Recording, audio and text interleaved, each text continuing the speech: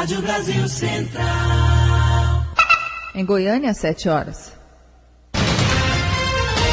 Agora, pela Rádio Brasil Central e RBC FM 90,1, o Mundo em sua casa. O jornal falado de maior tradição no Centro-Oeste brasileiro. O Mundo em sua casa. A informação em cima do fato. Um mundo de notícias no começo do dia. O Mundo em sua casa tem a marca da Rádio Brasil Central e da RBC FM 90,1. Hoje é segunda-feira, dia 13 de fevereiro de 2012. Bom dia, você ouvinte. Bom dia, Karine Pinheiro. Bom dia, Gil Bonfim. Bom dia a você que ouve o Mundo em sua casa. O Mundo em sua casa. Tempo e temperatura. A previsão do tempo para hoje em Goiânia é de céu nublado a encoberto com períodos de nublado, com pancadas de chuva e trovoadas isoladas. A temperatura máxima atinge os 29 graus. A umidade relativa do ar fica entre 95% e 55%. Neste momento, os termômetros marcam 20 graus em Goiânia. E o Mundo em sua casa também é retransmitido pela 101,5 FM de Iporá. Agora são 7:02. O Mundo em sua casa. Manchetes dos jornais brasileiros. O Globo. Grécia aprova cortes em meio a caos nas ruas. Pacote prevê redução de 3,3 bilhões de euros em gastos. 34 prédios são incendiados. Folha de São Paulo, sob pressão, parlamento grego dá aval a cortes. O estado de São Paulo, violência e confronto marcam votação de ajuda à Grécia. Correio Brasiliense, lei seca suspende 4.900 carteiras no Distrito Federal. Valor econômico, abono salarial já custa 10,3 bilhões de reais. Estado de Minas, Belo Horizonte sem direito à prorrogação. Jornal do Comércio, Lula fica livre do tumor. 0 hora, Força Tarefa define ações para combater o crack. Brasil Econômico, empresários brasileiros querem os portos trabalhando 24 horas. O Popular, Defensoria Pública, demanda bem acima da oferta. Diário da Manhã, o povo do lixo, o que é descartável torna-se meio de sobrevivência. 7:03. Vamos saber os assuntos que movimentam nossas equipes de reportagem nesta segunda-feira com o repórter Paulo Henrique Santos. Bom dia, Paulo. Bom dia, Gil. Bom dia, Karine. Bom dia a todos. Bom dia. Olha, o governador Marconi Perillo e o presidente da Embrapa, Pedro Arraes, juntamente com o presidente da Agência Goiana do Sistema de Execução Penal, Edemundo Dias, fazem um lançamento daqui a pouco, às 9 horas da manhã, do projeto Fazendo Esperança. Na prática, a administração penitenciária quer aumentar o número de presos no trabalho com atividades agropecuárias e, ao mesmo tempo, ampliar a produtividade para a subsistência da própria população carcerária. O projeto prevê atividades nas áreas de cerâmica, produção de tijolos, suinocultura, lavoura de arroz, feijão e milho, fábrica de farinha, bovinocultura e piscicultura.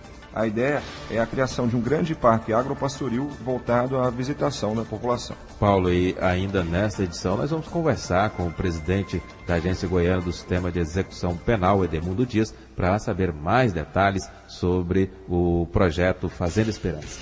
Exatamente. E o Detran realiza de hoje até o dia 10 de abril a vistoria do transporte escolar em todo o estado. Mais de 4.000 veículos serão inspecionados para verificar as condições dos itens de segurança e a documentação dos condutores. Os motoristas devem ter CNH categoria D, mais de 21 anos, ter feito curso específico e apresentar certidão negativa de antecedentes criminais. 5 equipes farão a vistoria, conforme o calendário que já foi divulgado. A vistoria é obrigatória. Proprietários ou prefeituras que perderem o prazo podem responder à ação civil de acordo com o termo de cooperação firmado com o Ministério Público. A partir de dezembro de 2013, os veículos devem ter no máximo 10 anos de uso, no caso de ônibus e micro-ônibus, e 8 anos para os demais. E a partir de hoje também, os serviços da Junta Comercial do Estado de Goiás, a JUSEG, vão ser oferecidos também no VaptVupt da Praça da Bíblia. A intenção é descentralizar os serviços de registro mercantil para toda a Grande Goiânia e facilitar a vida do empresário. Além do VaptVupt empresarial, que já está instalado ali na sede da JUSEG, no setor universitário, e desse novo ponto de atendimento no Praça da Bíblia, a Junta Comercial conta com mais outras 4 unidades em Goiânia e 38 escritórios regionais no interior do estado. Então é isso, Gil. Esses são os nossos destaques de hoje. Obrigado, Paulo Henrique Santos. E você confere detalhes desses assuntos ao longo da programação e também amanhã aqui no Mundo em Sua Casa. Agora são 7h06. O Mundo em Sua Casa. A política em Goiás. As eleições de outubro em Goiânia. O governador Marconi Perillo discute hoje com o senador Demóstenes Torres a sucessão do prefeito Paulo Garcia. Demóstenes é um dos nomes da base aliada. A expectativa é de que o senador anuncie hoje se vai ou não disputar as eleições de outubro. Comissão da Criança e do Adolescente da Assembleia vai intensificar os trabalhos junto aos conselhos. A comissão foi uma das mais atuantes do ano passado. Um dos principais trabalhos desenvolvidos foi a realização de audiências públicas em todas as regiões do estado, discutindo a situação e a atuação dos conselhos tutelares municipais da criança e do adolescente. No final, foi elaborado um documento contendo sugestões e reivindicações e que foram enviados ao governo do estado, poderes e diversos órgãos. O presidente da comissão, o deputado Carlos Antônio do PSC, está otimista e fala da expectativa para 2012. Teremos encontros, cursos de capacitação, tudo isso está programado para esse ano. Enfim, pelo que a gente acompanhou no ano passado, pelo que a gente viveu no ano passado, eu imagino que este ano será um ano extremamente produtivo. Bom, no ano passado, o trabalho que o senhor fez na comissão, principalmente com as audiências públicas, discutindo as situações dos conselhos tutelares, o senhor acha que pode avançar também para outros setores?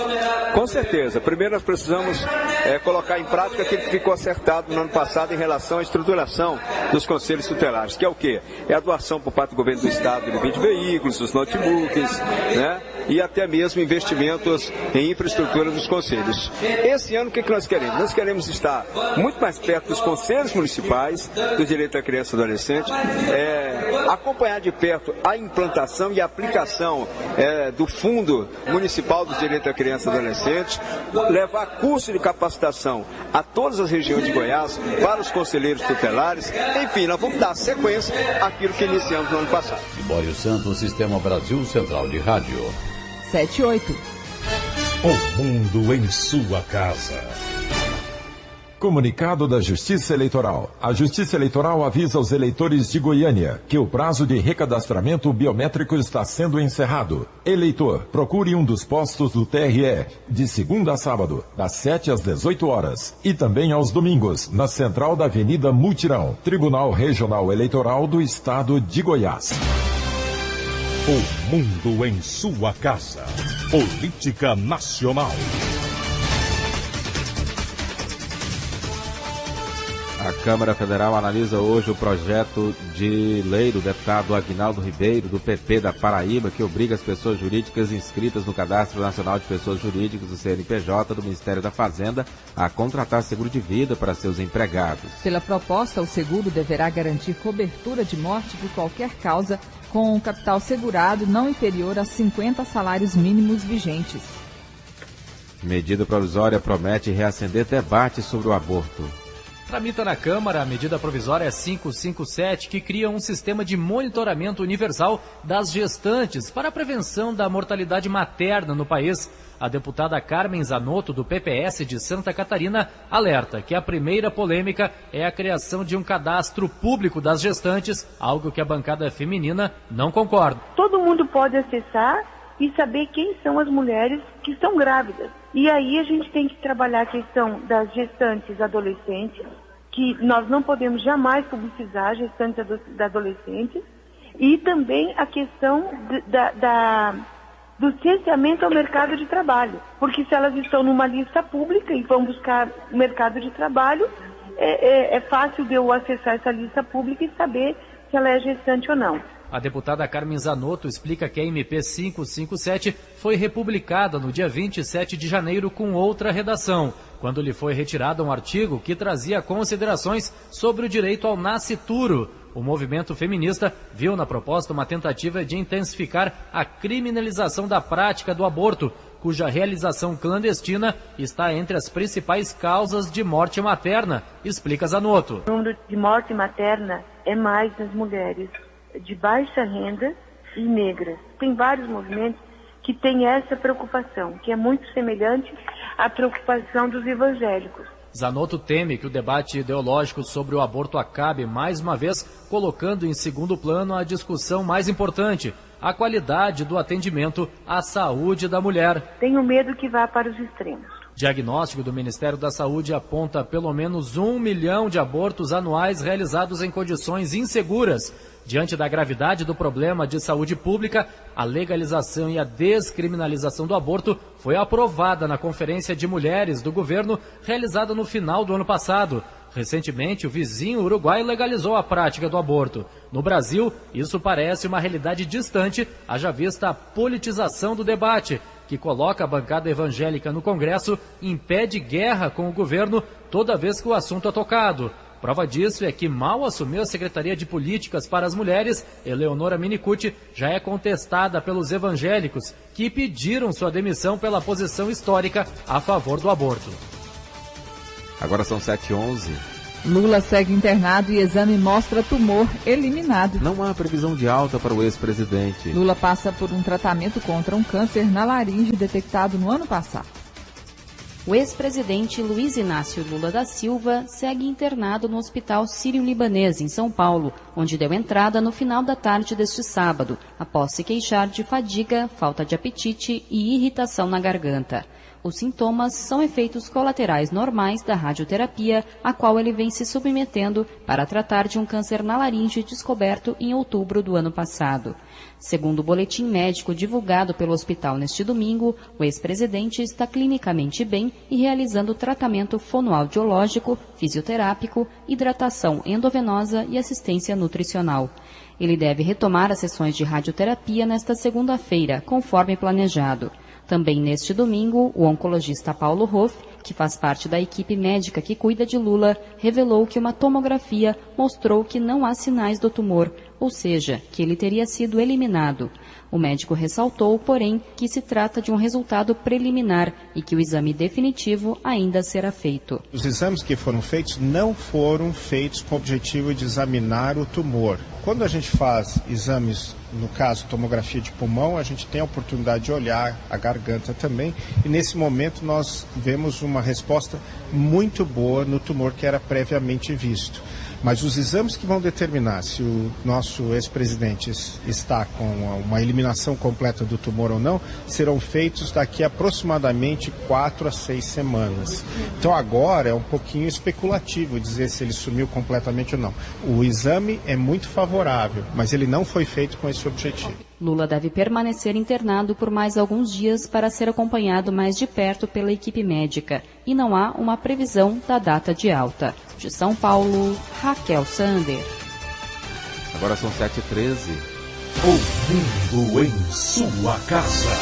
Atenção você que é beneficiário ou integrante de família cadastrada nos programas Renda Cidadã e Bolsa Família. O governo de Goiás está com inscrições abertas para o Bolsa Futuro, o maior programa de qualificação profissional do país. Garanta sua vaga no Bolsa Futuro, faça um curso de qualificação gratuito e receba o incentivo financeiro de R$ 75 por mês oferecido pelo programa. Inscreva-se nas unidades do Renda Cidadã ou do Bolsa Família ou no CRAS da sua região. Mas corra, porque as inscrições só vão até o dia 16 de fevereiro. Bolsa Futuro. Você crescendo com Goiás. A força do coração do Brasil. O mundo em sua casa tem a marca da Rádio Brasil Central e da RBC FM 90,1. Uma jovem de 22 anos foi flagrada neste domingo ao tentar entrar na penitenciária Odenir Guimarães, em Aparecida de Goiânia, com drogas nas partes íntimas. Ela acabou descoberta porque enrolou o entorpecente em papel alumínio. Quando sentou no detector de metais, o alarme disparou. De acordo com o agente Luiz Alves, dentro do pacote, as responsáveis pela revista encontraram 12 gramas de maconha e 38 gramas de cocaína. A droga seria para o namorado da suspeita, que está preso na penitenciária. A mulher foi autuada em flagrante. Ela vai responder por tráfico de drogas. E um homem de 24 anos foi preso na Vila Bajá, em Goiânia. De acordo com a Polícia Militar, ele é suspeito de estuprar uma adolescente de 17 anos no setor Campinas há uma semana. Segundo a polícia, o suspeito praticou diversos roubos em estabelecimentos comerciais na região de Campinas. Durante os assaltos, ele tentava estuprar as vendedoras e depois levava as alianças de casamento e o dinheiro das vítimas. O homem foi localizado devido às imagens registradas dele e da moto que ele usa pelas câmeras de segurança das lojas assaltadas. E a polícia também prendeu na Marginal Botafogo, no setor Crimeia Oeste, um jovem de 19 anos suspeito de roubar uma motocicleta e adulterar a placa. Com ele, a polícia encontrou também uma pistola 380 e várias munições. Além disso, a polícia verificou que o chassi da moto que ele utilizava havia sido adulterado e que constava que a motocicleta havia sido roubada em setembro do ano passado. Polícia Militar de Rio Verde dá início hoje à Operação Carnaval 2012. Ela será desenvolvida em 2 etapas, sendo que a primeira, de caráter educativo, segue até o dia 16, com a distribuição de material informativo nos bares e restaurantes da cidade e em pontos estratégicos nas rodovias que cortam o município e dão acesso a outras cidades. A segunda etapa da operação vai acontecer de 17 a 21 de fevereiro, terça-feira, e terá caráter repressivo de combate à embriaguez ao volante e ao uso e tráfico de drogas. Uma casa desabou no setor norte ferroviário, próximo ao córrego Capim-Puba, em Goiânia. A família que morava na residência foi retirada do local antes do desabamento, já que a casa ficava em área de risco e apresentava rachaduras na estrutura. A Defesa Civil interditou também uma outra casa que fica próxima, que desabou pelos mesmos motivos. A família que vive na residência foi levada para a casa de parentes. 7h17. Veterinários da Agrodefesa participam em Goiânia de simulado de emergência sanitária avícola. Participaram do treinamento realizado na sede da Agrodefesa, em Goiânia, 30 veterinários de todas as regiões do estado. Gerente de Sanidade Animal da agência, Antônio Leal, fala sobre o simulado, que tem o objetivo de preparar os profissionais para evitar a entrada de doenças aviárias em Goiás. É um simulado de gabinete, então vai ser feito somente a nível de escritório, sobre o atendimento a uma emergência sanitária avícola. Então, colocado como se ele estivesse atendendo um caso, um suspeito de foco, e depois esse resultado seria um resultado positivo. Eles vão ter que entrar com as ações emergenciais em cima para controlar a possível entrada dessa enfermidade aqui no estado. Qual que é a importância disso aí para a economia goiana? São 2 doenças contagiosas, altamente contagiosas, que disseminam rapidamente quando entram no plantel, então causando prejuízos ao produtor rural. Então a gente trabalha com a parte de vigilância, o controle e a vigilância dessas doenças, para evitar prejuízo ao produtor, e evitar que ele tenha perdas na produção. E também que o Estado, que o Brasil continue exportando, que hoje nós somos o primeiro no mundo a exportar carne de sangue. O último caso da doença de Newcastle, registrado em território goiano, aconteceu em 2001, no município de Nova Roma, região nordeste do estado. Aulus Rincon, para o Sistema Brasil Central de Rádio. 7h18. Corpo de Bombeiros e a Secretaria Estadual de Saúde realizam campanha com o objetivo de aumentar o estoque de sangue no Hemocentro. A semana que antecede o carnaval é aquela em que o estoque de sangue no Hemocentro chega a níveis críticos. Por isso, o Corpo de Bombeiros e a Secretaria Estadual de Saúde lançaram a campanha Sangue Herói, conforme explica o Coronel Martiniano Gondim, chefe de comunicação do Corpo de Bombeiros. O Corpo de Bombeiros está fazendo essa operação para sensibilizar a população, para que elas participem também. Porque o Corpo de Bombeiros ele trabalha no dia a dia salvando vidas. E ele entende que esse sangue também vai salvar vidas. E a população pode salvar vida fazendo o mesmo, fazendo a doação do seu sangue para aumentar esse volume de sangue, né, do estoque de sangue do Hemocentro. Tânia Camargo, chefe de coleta do Hemocentro, revela que essa semana é essencial para as ocorrências registradas no feriado de Carnaval. A gente tem uma demanda maior em função dos excessos que acontecem ao longo dos 4 dias de festa e a demanda chega a 30% além dos dias normais. E a nossa preocupação é justamente que nós vamos ficar 4 dias sem fazer coletas. Por isso a gente tem que aumentar bastante o estoque e garantir. Porque o sangue tem que estar pronto para uso na hora que eu preciso. Não adiantaria eu fazer uma coleta na hora que aconteceu um acidente, porque o sangue não estaria pronto. Ele tem que ser examinado, ele tem que ser preparado para uso. Então é por isso a importância da doação anterior às festas. O Hemocentro fica na Avenida Anhanguera, próximo ao Terminal Praça A. 7h20. Crianças também podem ser vítimas de doenças do coração. Cansaço, dificuldade para realizar atividade física, respiração ofegante são os primeiros sinais de alerta. O cuidado com o coração das crianças deve ocorrer antes mesmo delas nascerem. Neste caso, a mãe tem papel fundamental na prevenção das doenças, conforme explica o cardiopediatra Carlos César Elias de Souza. As cardiopatias congênitas, que as crianças nascem com elas, é um grupo de prevenção um pouco mais difícil, porque só 10% a gente sabe a causa, a gente consegue detectar a causa. Seria aquela mãe que fuma muito durante a gestação, bebe muito, faz radiografia na gravidez, tem infecções, drogas, medicamentos inadequados, seriam responsáveis por algumas cardiopatias congênitas. Mas a maioria das mães que nascem os filhos portadores de cardiopatia congênita, a gente ainda não conseguiu detectar a causa. Por isso que são cardiopatias de prevenção um pouco mais difíceis. A obesidade é o principal fator de risco para as cardiopatias adquiridas ao longo da infância. Segundo o cardiopediatra Carlos César Elias, qualidade de vida é a principal forma de manter a saúde do coração. A obesidade, a alimentação inadequada devem ser evitadas na infância,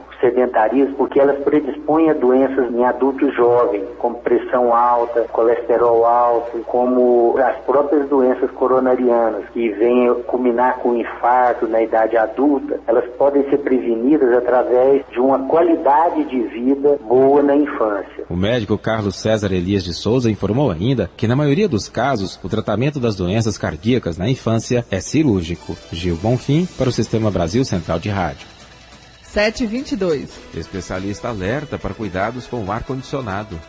No verão, aumenta o uso do ar-condicionado. Nesta época, o aparelho se torna indispensável para muitas pessoas, seja no trabalho, em casa ou no carro. Mas especialistas alertam que ele pode trazer problemas à saúde. O principal vilão é o ácaro, um tipo de inseto encontrado na poeira. O médico otorrinolaringologista João Ribeiro Moura lembra que o ar-condicionado deve ser limpo com frequência. É muito importante que seja feita a sua limpeza de rotina, porque ele, quando está poluído, sujo, armazena poeira e na poeira armazena micro-organismos como bactérias, fungos e vírus. E esses micro-organismos podem levar a faringites, bronquites, a alergia, pneumonias e uma série de transtornos para a árvore respiratória. Ficar por muitas horas fechado em ambientes com ar-condicionado também pode favorecer o surgimento de doenças como gripes, resfriados e até pneumonia. O médico recomenda o uso de agasalhos em ambientes muito frios. Além disso, deve-se beber bastante líquido para hidratar a garganta e o nariz. Karine Pinheiro para o Sistema Brasil Central de Rádio.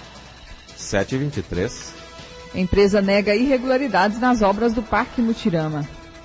Em nota publicada nos principais jornais da capital, a Varra Engenharia negou as irregularidades na reforma do Parque Mutirama, considerou as prisões intempestivas, mas admitiu que o Ministério Público Federal tinha elementos suficientes para abrir o inquérito. A Polícia Federal prendeu 2 funcionários da Varra Engenharia e 3 da Agência Municipal de Obras. Eles são acusados de uma fraude de R$2 milhões destinados às obras. A empresa sustenta que dos R$9 milhões do repasse do Ministério do Turismo foram utilizados pouco mais de R$4 milhões, restando saldo de R$4.800.000 na conta do convênio. Segundo a nota, foram pagas as faturas das 3 primeiras medições. A empresa também afirmou ser falsa a informação de denunciante anônimo ao Ministério Público. A oposição da Câmara de Goiânia anuncia que vai pedir explicação do prefeito Paulo Garcia. Os vereadores voltam aos trabalhos nesta terça-feira. 7h24. Detran anuncia a fiscalização dos veículos do transporte escolar em Goiás. Cerca de 4.000 veículos passarão por inspeção.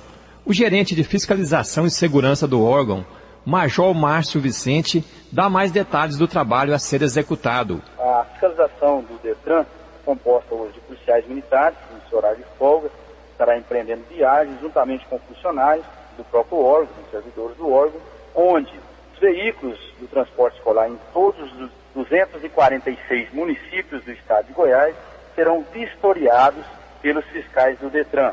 Essa vistoria, ela primeiramente será feita um checklist ali de todos os equipamentos obrigatórios do veículo, o seu estado de conservação e posteriormente os dados do condutor também, uma certidão criminal, certidão negativa criminal estadual do condutor, a questão da pontuação do condutor.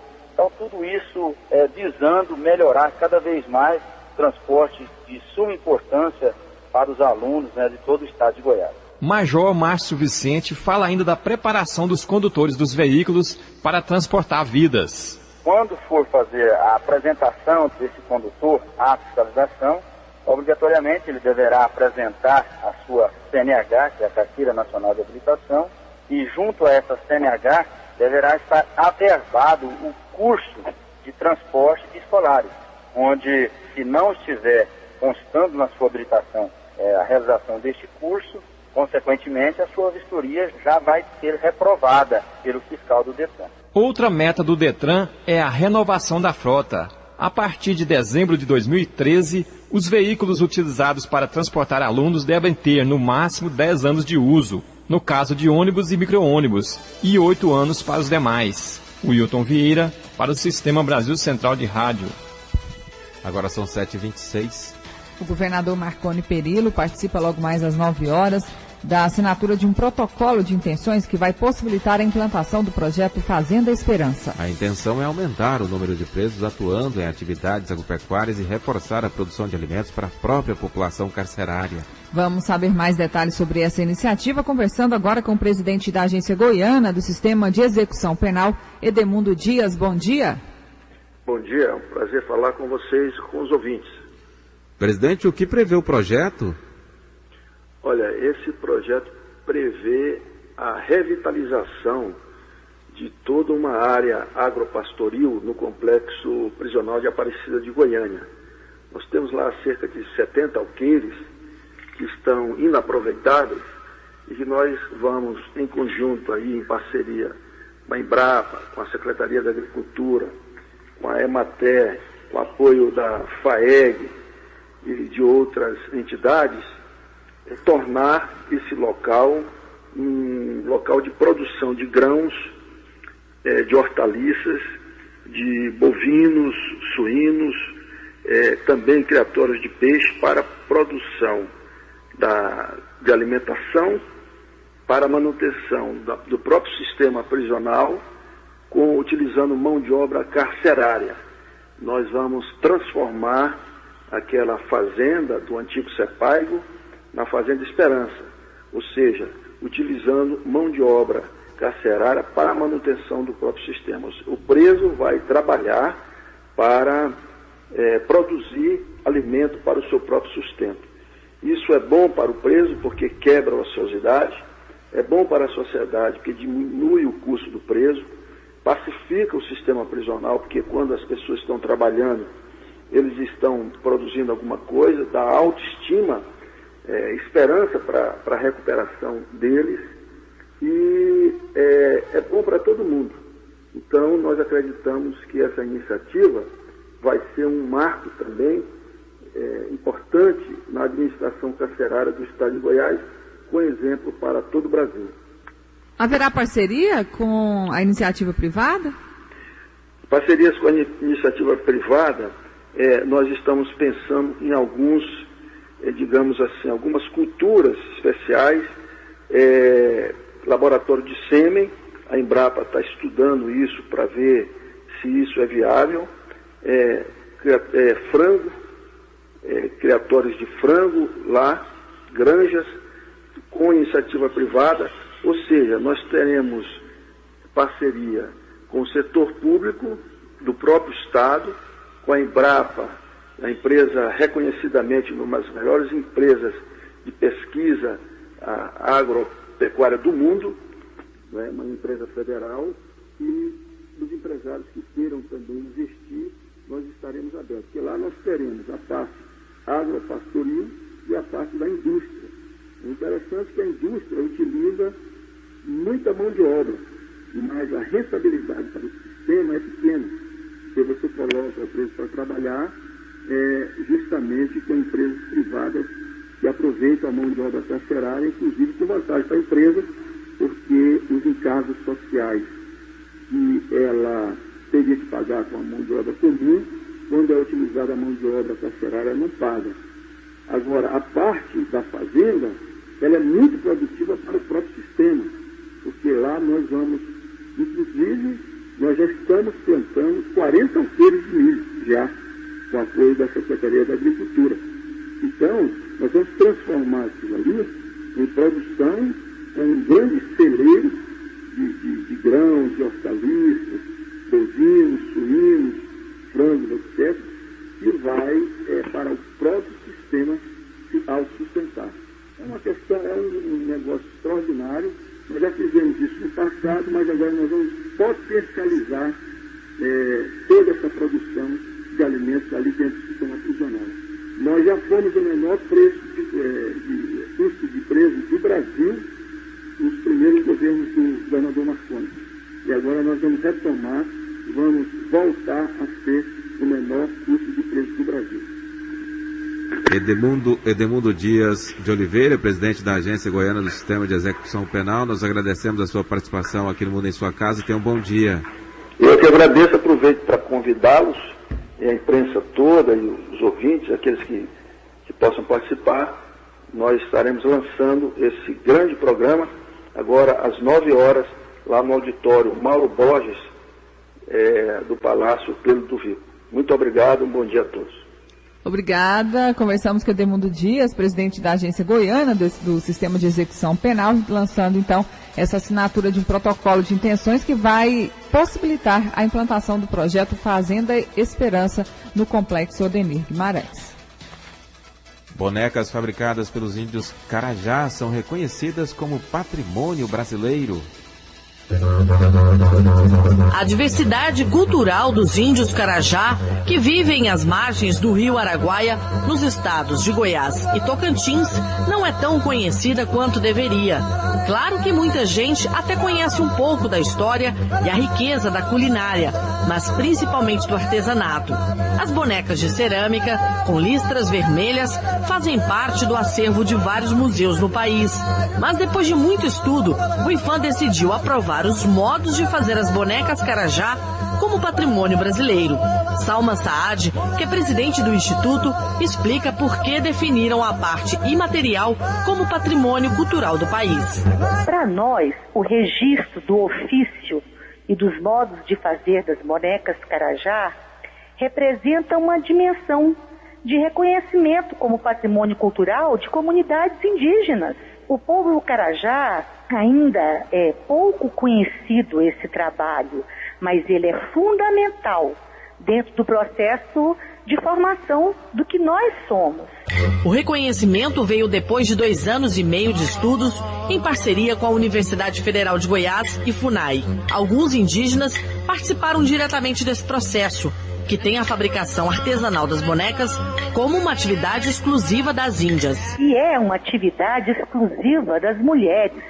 E é desenvolvido o uso de 3 matérias-primas básicas: a argila, o barro, a cinza e a água que umedece a mistura desse barro. Em Goiânia, nós temos o Centro Gesco von Puttkamer, que possui um bom acervo. Temos que é da Pontifícia Universidade Católica, o Museu Zoroastro Arteaga, que tem um excelente acervo. Então, em Goiânia não faltam lugares. O próprio Museu Antropológico, na Praça Universitária, também tem peças muito bonitas. Então, no estado de Goiás, nós já temos em vários lugares.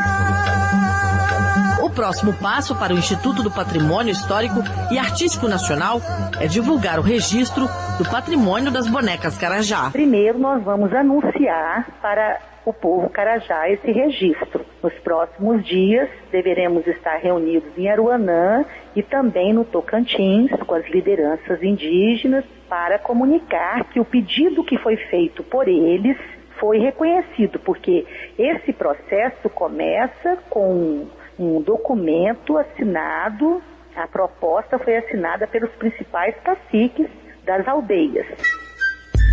Segundo o IFAM, algumas bonecas Carajá já foram vendidas para fora do país. Yara Galvão para o Sistema Brasil Central de Rádio. Agora são 7h35. A Agência Goiana de Regulação, Controle e Fiscalização de Serviços Públicos, a AGR, tem a partir de hoje novas instalações no terminal rodoviário de Goiânia. O funcionamento será das 6 da manhã à meia-noite. Funcionários da AGR também irão prestar atendimento e realizar serviços como emissão de licenças para viagens de fretamento turístico.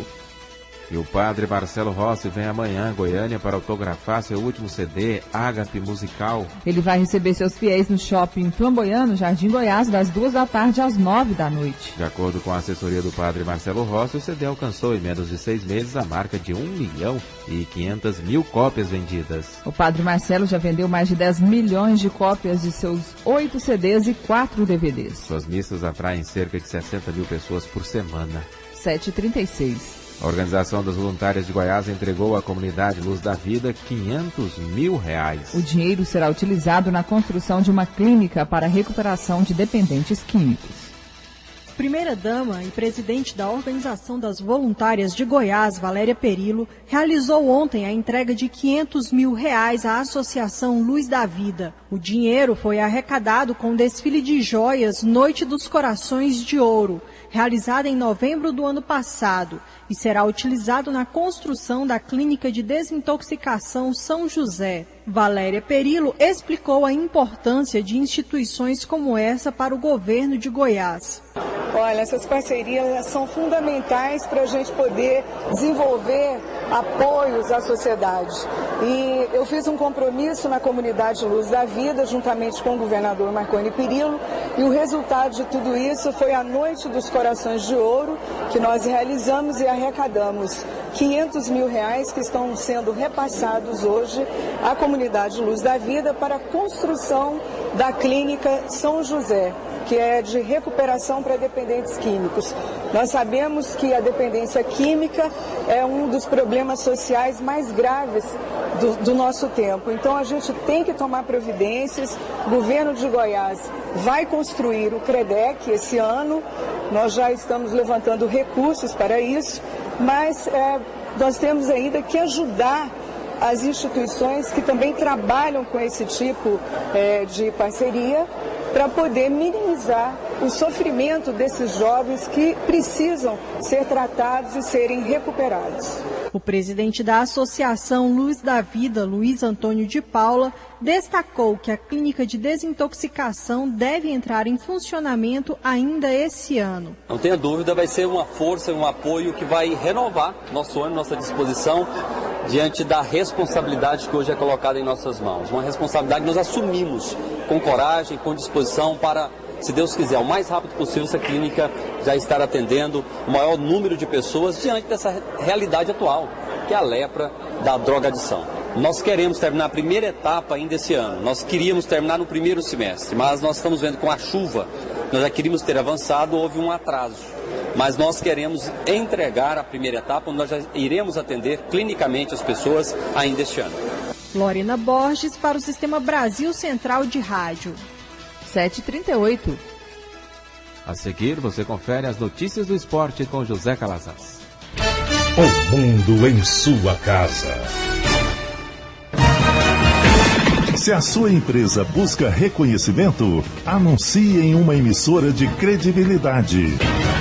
Rádio Brasil Central 1270, AM, ondas curtas e tropicais. A certeza de resultado. Qualidade com alcance em todo o território nacional. Ligue 3201-7686. Rádio Brasil Central. Comunicando com o mundo. O mundo em sua casa. Informação em cima do fato.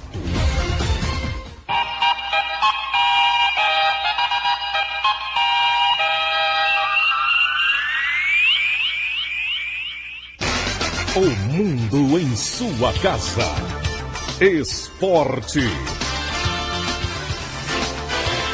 A 7ª rodada do primeiro turno da primeira fase do Campeonato Goiano, que começou no sábado, quando o Atlético venceu o Vila Nova por 1-0, foi concluída ontem. O Goianense tirou a invencibilidade de Goiás. O time do Vale do São Patrício venceu por 2-1.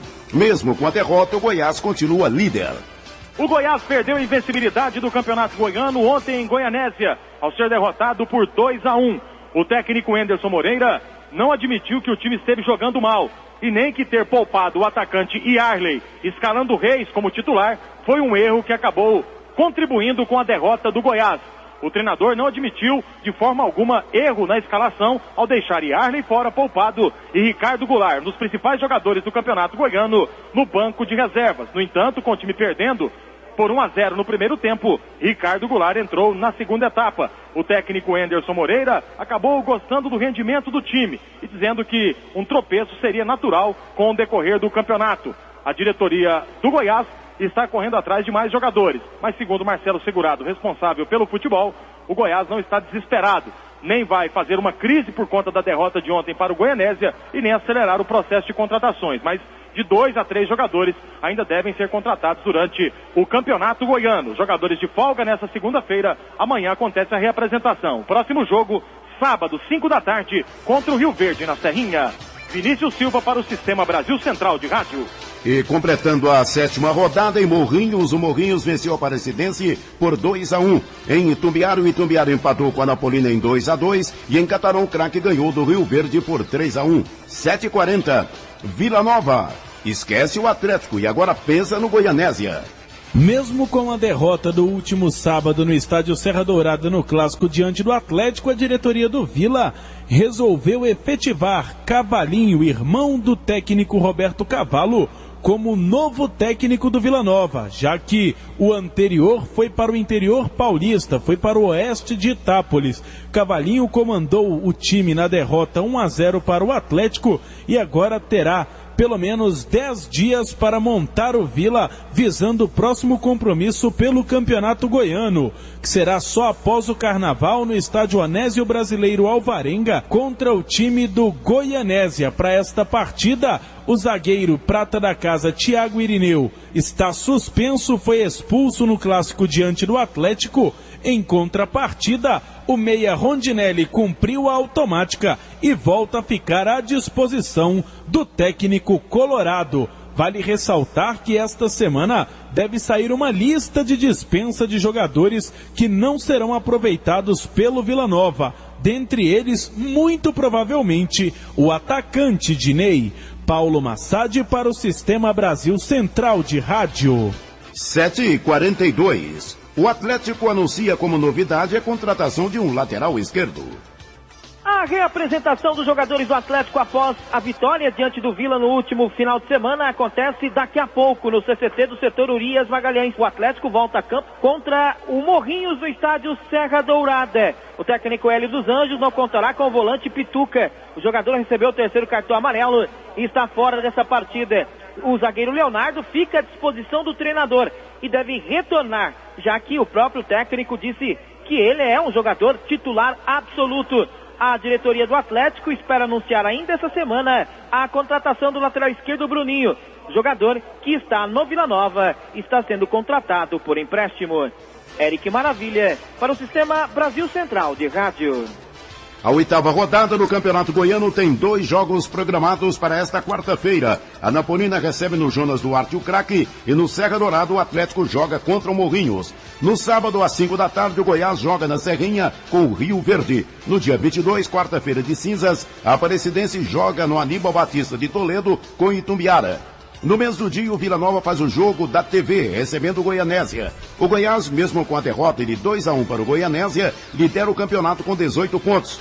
O Atlético é segundo com 15, com 11 em terceiro, Itumbiara. Em quarto, Morrinhos também com 11 pontos. Quinto, Craque com 10. Em sexto, Goianésia também com 10. Sétimo, Aparecidense com 8. Oitavo, Vila Nova com 7. Nona, Napolina com 6. E na lanterna, Rio Verde com 2 pontos ganhos. 7h43. Com 3 gols do português Cristiano Ronaldo, o Real Madrid venceu o Levante por 4-2 no estádio Santiago Bernabéu e abriu 10 pontos de diferença para o Barcelona no Campeonato Espanhol. Depois de 23 rodadas, o time madrilenho lidera com 58 pontos contra apenas 48 do Barcelona, que perdeu para o Osasuna por 3-2. 7h44. Após a vitória no clássico contra o São Paulo nesse domingo por 1-0, o técnico Tite divulgou a lista com os 25 inscritos do Corinthians para a fase de grupos da Copa Libertadores da América. Adriano foi confirmado e vai participar do torneio continental sul-americano. Douglas, recém-contratado, também faz parte da lista. Reforço contratado para 2012 junto ao Atlético Goianiense, o meia Vitor Júnior ficou de fora. O Corinthians estreia na Libertadores na quarta-feira agora contra o Deportivo Táchira da Venezuela, fora de casa.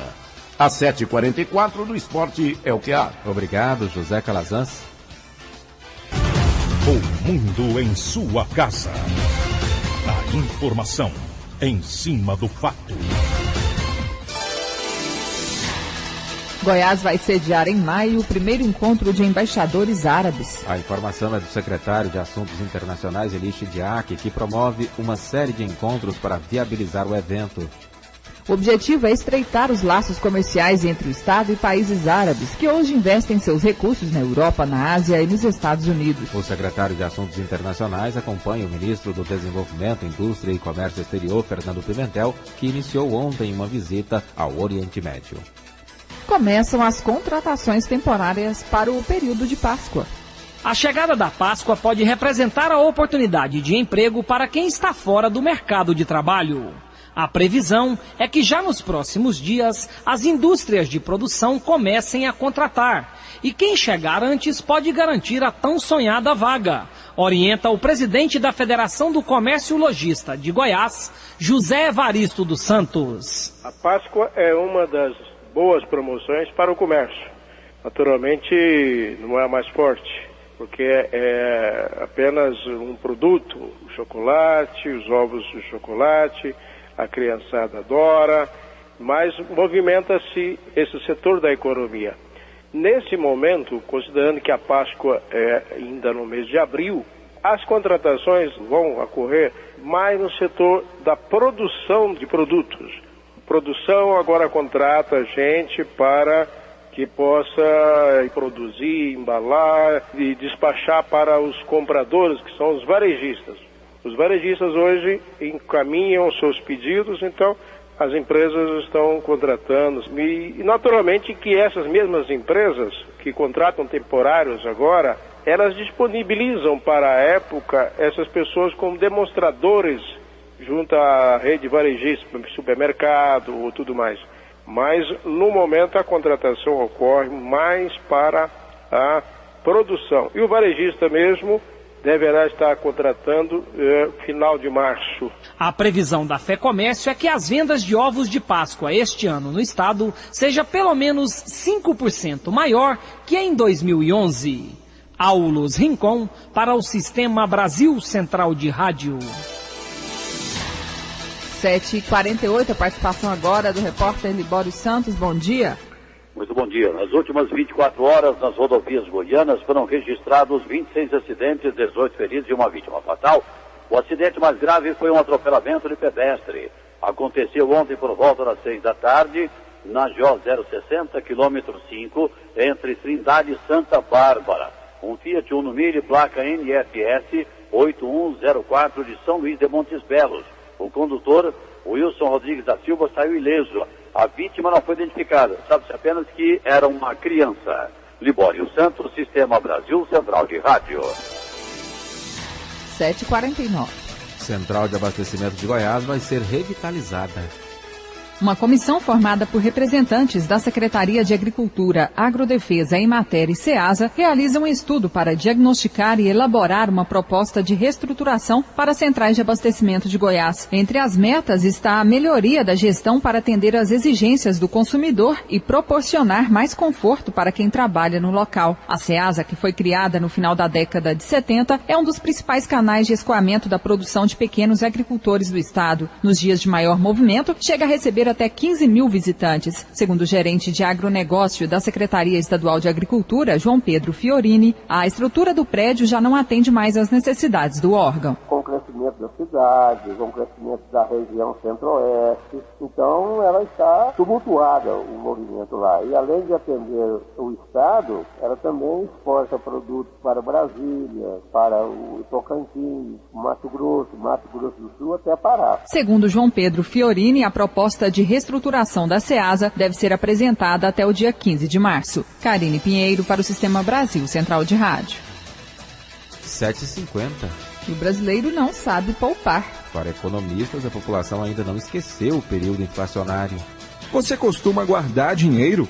Caso a resposta seja negativa, não se preocupe, você não está sozinho. O nível de poupança dos brasileiros é um dos menores entre os países emergentes. Numa comparação feita por um banco suíço entre 7 nações, o país só ficou na frente do Egito em capacidade de economizar parte da renda. Os que mais poupam são os chineses, que conseguem preservar 31% da renda. Já os brasileiros poupam apenas 10% dos rendimentos. A pesquisa mostrou ainda que mesmo com o aumento na renda, os consumidores no Brasil mostram pouco interesse em fazer poupança. O economista Aurélio Troncoso explica que esse comportamento do brasileiro pode ser consequência de um legado dos períodos de inflação elevada. Antigamente, quando tinha inflação, as pessoas poupavam numa doce ilusão, achando que seu dinheiro estava dobrando, né? Que você estava ganhando dinheiro. A inflação no passado, inclusive, algumas pessoas achavam que quando ele guardava o dinheiro e o dinheiro dele, ele tinha uma inflação de quase 100% ao mês, quando você botava R$100 e ele virava 200 no outro mês, eles achavam que estava ganhando dinheiro. E, na verdade, eles estavam perdendo dinheiro naquela época. Era uma doce ilusão que a inflação fazia com que seu dinheiro multiplicasse. Na verdade, ele só estava sendo corrigido, mesmo assim perdendo alguma coisa. O economista explica ainda a importância da população manter uma poupança interna. A poupança já não é tão interessante mais para o governo como era antigamente. Não que ela não seja importante. Para as pessoas ela deveria ser muito importante porque a poupança é uma segurança para qualquer eventualidade no futuro. O Brasil ele poupa menos porque o incentivo e a facilidade de crédito aumentou muito. Então faz com que as pessoas hoje, ao invés de poupar, elas preferem antecipar suas compras. Compram a prazo antecipado com parcelas quase a perder de vistas. Então, para o Brasil hoje, a importância da poupança em termos de investimento em qualquer tipo de atividade econômica, para o governo não ficou importante. Agora, para a população, é uma segurança a menos, né? A mesma pesquisa mostrou que os consumidores do Brasil são os mais otimistas entre os emergentes. 6 em cada 10 brasileiros esperam melhora nas finanças pessoais para os próximos meses. Paulo Henrique Santos, para o Sistema Brasil Central de Rádio. 7h52. Produtores querem incentivar o consumo de carne suína.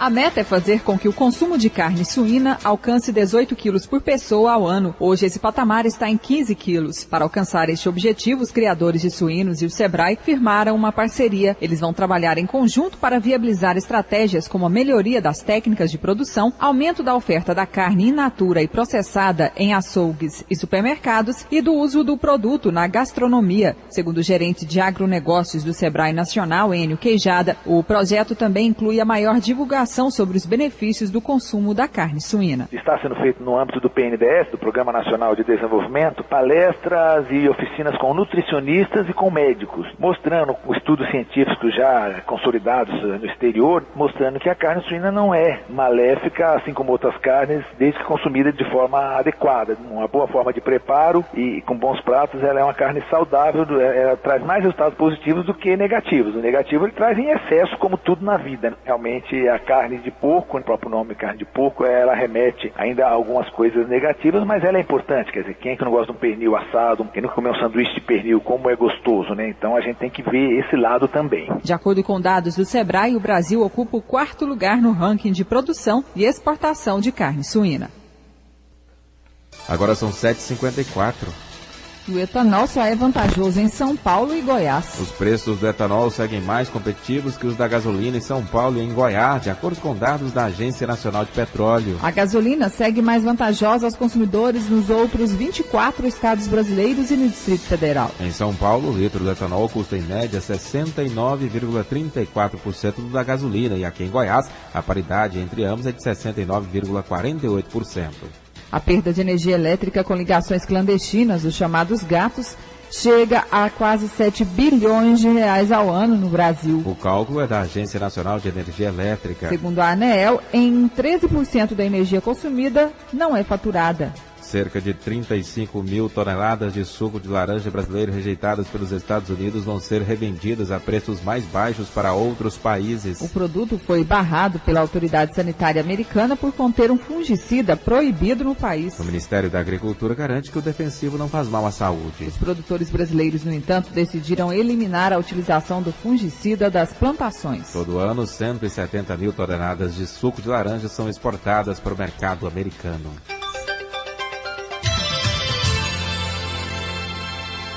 3 apostadores, sendo 2 do estado de São Paulo e 1 do Espírito Santo, acertaram as 6 dezenas do concurso 1.362 da Mega Sena e vão levar cada R$1.900.000. Os números sorteados foram 02, 12, 19, 22, 36 e 58.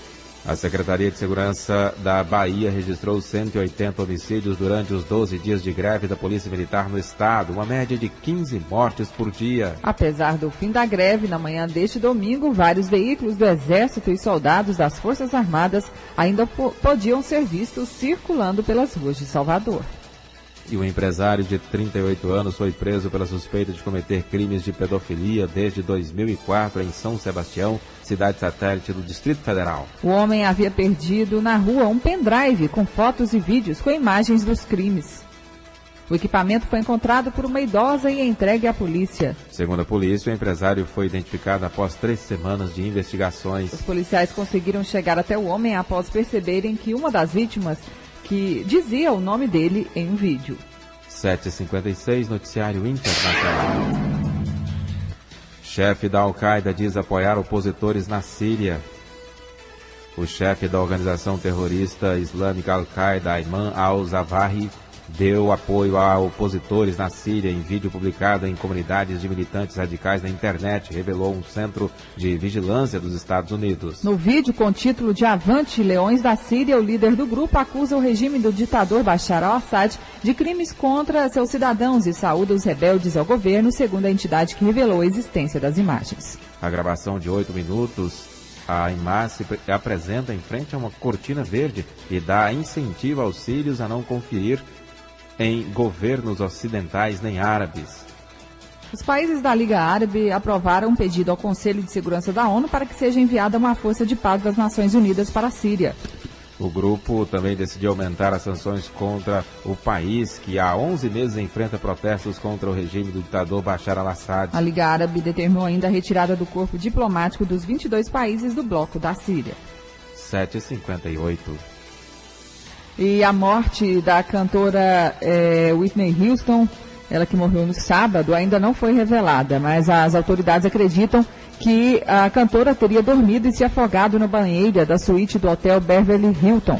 A combinação do tranquilizante Xanax e bebida alcoólica teria sedado a cantora. A polícia encontrou no quarto cerca de meia dúzia de frascos de remédio, entre eles o Xanax. Não foram localizadas drogas ilícitas. Membros da família disseram a um site de notícia que ela vinha tomando o remédio sob prescrição médica.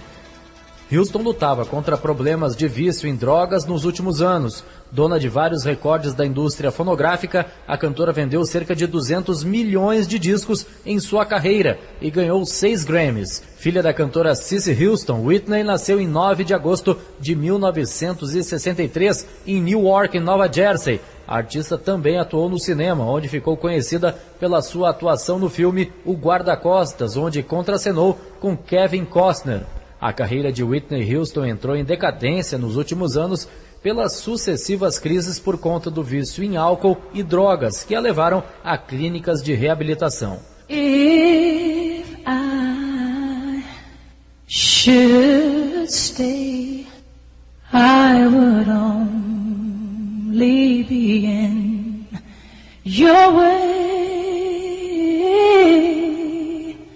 so I'll go, but I know I'll think of you every step of the way.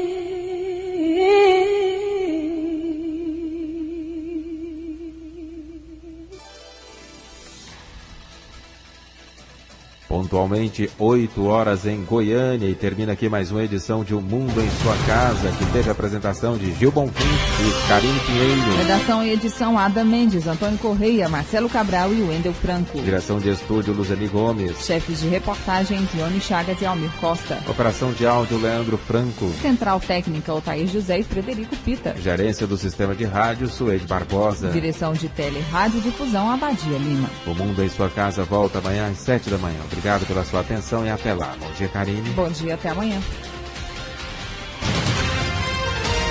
Este foi, pela Rádio Brasil Central e RBC FM 90,1, O Mundo em Sua Casa. O jornal falado de maior tradição no Centro-Oeste brasileiro. O Mundo em Sua Casa. A informação em cima do fato. Um mundo de notícias no começo do dia. O Mundo em Sua Casa voltará sempre com a marca da Rádio Brasil Central e da RBC FM 90,1.